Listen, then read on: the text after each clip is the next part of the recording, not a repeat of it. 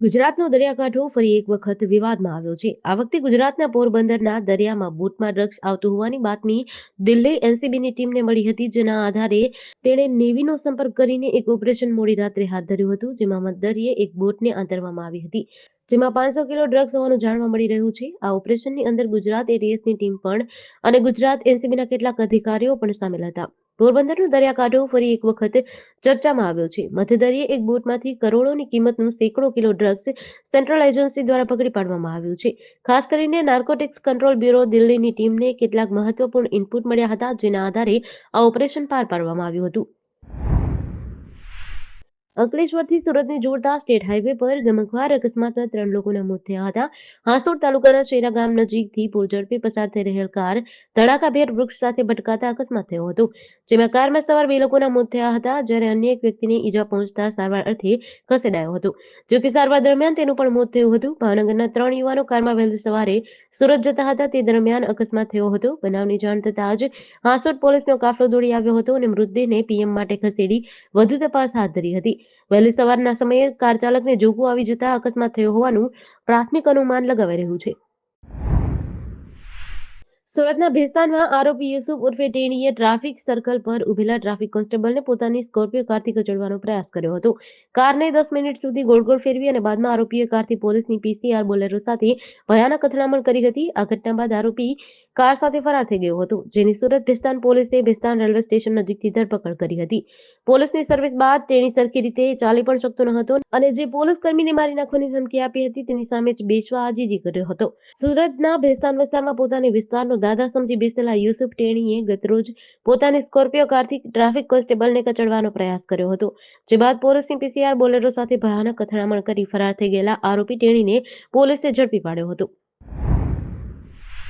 આજે ગુજરાતમાં 2 મોટા ગમખ્વાર અકસ્માતમાં 7 લોકોના મોત થયા છે. અમદાવાદ ઉદયપુર નેશનલ હાઈવે પર મોડાસાના ગળાદર નજીક નેશનલ હાઈવેના પુલ પરથી કાર નીચે પટકાતા શામળાજીથી દર્શન કરી પરત ફરતા પરિવારને અકસ્માત નડ્યો હતો. અમદાવાદ ઉદયપુર નેશનલ હાઈવે પર મોડાસાના ગળાદર નજીક શામળાજીના મંદિરે દર્શન કરી પરત જતા પરિવારને અકસ્માત નડ્યો હતો.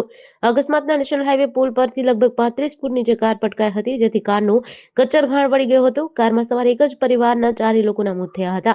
મૃતકોમાં એક મહિલા અને 2 પુરુષ તેમજ એક બાળકીનો સમાવેશ થાય છે.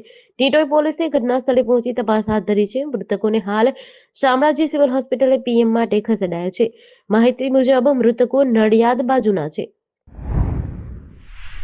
દિલ્હીમાં પ્રદૂષણ ખતરનાક સ્તરે પહોંચી ગયું છે. અહીંના 39 પ્રદૂષણ મોનિટરિંગ સ્ટેશનોમાંથી 32એ એર ક્વોલિટી ઇન્ડેક્સને ગંભીર જાહેર કર્યો છે. આ હવામાં શ્વાસ લેવો પણ મુશ્કેલ છે. અહીં પ્રાથમિક શાળાઓમાં રજા જાહેર કરવામાં આવી છે. બાળકો ઓનલાઈન ક્લાસમાં અભ્યાસ કરશે. Air commission of air quality મેનેજમેન્ટે એનસીઆર એટલે કે હરિયાણા, ઉત્તર પ્રદેશ અને રાજસ્થાનથી આવતી બસોને દિલ્હી આવવા પર પ્રતિબંધ મૂક્યો છે. સીએનજી અને ઇલેક્ટ્રિક વાહનોની સાથે BS4 ડીઝલ બસોને આમાંથી મુક્તિ આપવામાં આવી છે. આ દરમિયાન અમેરિકન વૈજ્ઞાનિક હિરેન જેઠવાએ 14 નવેમ્બરે દિલ્હીની સેટેલાઇટ તસવીરો શેર કરી છે. હિરેનના મતે દિલ્હીના ગાઢ ધુમ્મસ છે અને એક્યુઆઈ ગંભીર કેટેગરીમાં છે. અન્ય કેટલાક શહેરોની ગરમીની અસર દિલ્હી પર પડી રહી છે. પંજાબના ખેડૂતો ખેતરમાં પરાળી સળગાવી રહ્યા છે. વાહનોમાંથી નીકળતો ધુમાડો પણ એક્યુઆઈને બગાડી રહ્યો છે. હિરેન અમેરિકાની મોર્ગન સ્ટેટ યુનિવર્સિટીમાં એરોસોલ રિમોટ સેન્સિંગ વિજ્ઞાની છે. નાસાએ હિરેનની ઘણી તસવીરો પણ શેર કરી છે. રાજ્યના ફૂડ એન્ડ ડ્રગ્સ વિભાગે 3 ઓક્ટોબરથી 17 ઓક્ટોબર સુધી ફૂડ સેફ્ટી પખવાડિયું ઉજવ્યું હતું. આ પખવાડિયા બાદ દિવાળીના તહેવારો આવતા હોવાથી આ પખવાડિયાનો સમયગાળો લંબાવાયો હતો. 3 ઓક્ટોબરથી 17 ઓક્ટોબર 2024 દરમિયાન ગુજરાતભરમાં કુલ 175 દરોડા પાડવામાં આવ્યા હતા. ઉપરાંત આ પખવાડિયા દરમિયાન કુલ 4661 ઇન્સ્પેક્શન હાથ ધરવાયા હતા. આ કામગીરી દરમિયાન ગુણવત્તાની ચકાસણી માટે કુલ 9903 નમૂનાઓ લેવાયા હતા, જેમાં 3274 એન્ફોર્સમેન્ટ નમૂનાઓ અને 6629 સર્વેલન્સ નમૂનાઓનો સમાવેશ થાય છે. 260 ટન ખાદ્ય ચીજવસ્તુઓ જપ્ત કરી હતી અથવા તેનો નાશ કરવામાં આવ્યો હતો, જેમાં 2,60,457 કિલોગ્રામ જપ્ત થયા તથા 12,095 કિલોગ્રામ ખાદ્ય ચીજવસ્તુઓનો નાશ કરાયો હતો. જપ્ત કરેલી ખાદ્ય ચીજવસ્તુઓની કિંમત ₹7.28 કરોડ થવા જઈ રહી છે. સોશિયલ મીડિયામાં વિવિધ એકાઉન્ટ ઉપર પોલીસ દ્વારા વોચ રાખી સમાજમાં ભયનું વાતાવરણ ઊભું કરનાર ઇસમો સામે કાર્યવાહી કરાઈ છે. ઇન્સ્ટાગ્રામ પર ઘાતક હથિયાર સાથે સમાજમાં ભયનું વાતાવરણ ફેલાવતા એક ઇસમ વિરુદ્ધ કાયદેસરની કાર્યવાહી હાથ ધરી હતી. બનાવ અંગે એસઓજી પોલીસ શાખા પાસેથી પ્રાપ્ત વિગત મુજબ સોશિયલ મીડિયા ઇન્સ્ટાગ્રામ ઉપર ઘાતક હથિયાર સાથે ઇન્સ્ટાગ્રામ ઉપર પોસ્ટ મૂકનાર ઇસમ ગણેશ ઉર્ફે ગની રમેશભાઈ ઝાપડિયા રહેવાસી ભાવનગર વાળાઓ સાથે પકડી પાડી કાયદાનું ભાન કરાવ્યું હતું. ગનીભાઈએ પોસ્ટમાં 302, 307 નો ઉલ્લેખ કર્યો છે. ઈસમ પાસેથી છરો 1 નંગ કિંમત ₹50 સાથે ઈસમ વિરુદ્ધ ઝડપી લઈને કાયદેસરની કાર્યવાહી હાથ ધરી છે. છોટાઉદેપુર જિલ્લાના સરહદી બાલામાર ગામે એક ઘરમાં ગેરકાયદેસર રીતે સંતાડી રાખેલ બરબોરની બંદૂક સાથે એક જણાને રંગપુર પોલીસે ઝડપી પાડ્યો છે. છોટાઉદેપુર જિલ્લો સરહદી છે, જેને લઈને ગેરકાયદેસર પ્રવૃત્તિઓ કરવાવાળાને મોકળું મેદાન મળે છે. ગુનો કરીને પરપ્રાંત ભાગી જાય છે, જેમાં વિદેશી દારૂ, ગેરકાયદેસર હથિયાર રાખવા જેવા ગુના અવારનવાર થાય છે. રંગપુર પોલીસે વધુ એક ગેરકાયદેસર બંદૂક રાખવામાં ગુના હેઠળ એક જણાને ઝડપી પાડ્યો છે. રંગપુર પોલીસના પીઆઈ મહેન્દ્રસિંહ ડામોર પેટ્રોલિંગમાં હતા ત્યારે બાતમી મળી હતી કે બાલા ગામે રહેતા જંતુભાઈ જાનિયાભાઈ રાઠવા ગેરકાયદેસર બંદૂક રાખે છે, જેને લઈને પોલીસની ટીમ પહોંચી હતી અને બંદૂકને કબજે કરી હતી.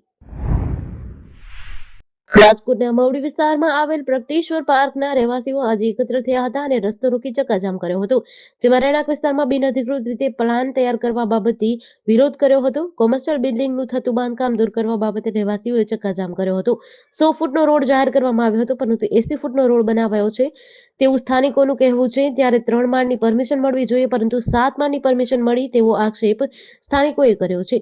કોર્પોરેશનના અધિકારીને 50 લાખ આપ્યા છે તેવું બિલ્ડરો રટણ કરી રહ્યા હોવાનું સ્થાનિકોએ જણાવ્યું હતું. લેઆઉટ પ્લાન કોઈ આપતું નથી તેમ કહી સ્થાનિકોએ હાઈકોર્ટ સુધી જવાની તત્પરતા દર્શાવી હતી. પ્રગટેશ્વર સોસાયટી અને વ્રજભૂમિના રહેવાસી દામજીભાઈ સોરઠિયાએ જણાવ્યું કે સોના મહોર કોમ્પ્લેક્સનું નિર્માણ કરવામાં આવ્યું છે તે લીગલી નથી. 100 ફૂટના રોડમાં 80 ફૂટના રોડ પ્રમાણે બાંધકામ કરવામાં આવ્યું છે. 8 માળનું બિલ્ડિંગ બનાવવાની મંજૂરી ગેરકાયદેસર છે. જામનગરમાં પટેલ કોલોની શેરી નંબર 6 ના છેડે આવેલ વ્રજ વિહાર ટેનામેન્ટ ખાતે રહેતા પ્રફુલસિંહ મહેપતસિંહ જાડેજા નામના આધેડ ગઈકાલે રામેશ્વરનગર વિસ્તારમાં આવેલી મુંબઈ હોટલ પાસેથી પટેલવાડી તરફ જતા રોડ પરથી પટેલવાડી તરફ ગાડી લઈને જતા હતા ત્યારે અચાનક રોડ પર ગાય ઉતરતા તેને બચાવવા જતા બેકાબુ બનેલી કાર દિવાલ સાથે ટકરાઈ હતી. તેઓને જમણા પગના ગોઠણના ભાગે ગંભીર ઈજા થઈ હતી.